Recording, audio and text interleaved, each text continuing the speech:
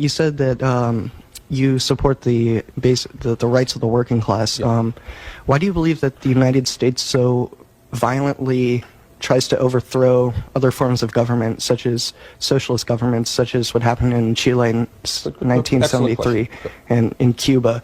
Why is the United States responding with such moneyed interest? Good. Excellent question. Everyone hear the question? Okay. If you look, and not enough people do, and that gets me into a whole other issue, which is the media, which I want to talk about, because I'm very concerned about the media today and the degree to which a few corporations control what we see, hear, and read. But if you check American history, you know, sometimes the president will tell you, well, we're always defenders of freedom. We believe in freedom. But if you check history, what you will find is that in many years, especially in Latin America, which way back from when President Monroe developed his Monroe Doctrine, we have the right to own Latin America, and we will tell any government there what we want to happen. That's the simple truth. So throughout our history, we have overthrown many, many governments. We didn't like their form of government. In the case of Chile, in 1973, what you had is an election in which a guy named Salvador Allende won the election. Problem is, Nixon and his friends didn't like him. Why?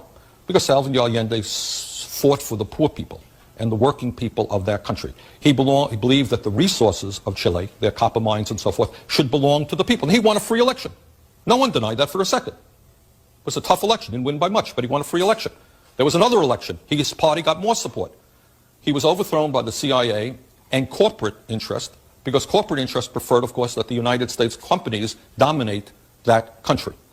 And a lot of what politics is about, going way, way back to the 19th century, to England, France, is the domination of colonies so that big companies in a given country can take the resources of those countries for their own use. So I think that's what happened, and it was a very unfortunate day in American history. Allende won in a democratic election, was popular, was overthrown, and eventually killed. And in his place, a guy named General Pinochet took place, ran that country with an iron fist, killed many, many people, but he was okay.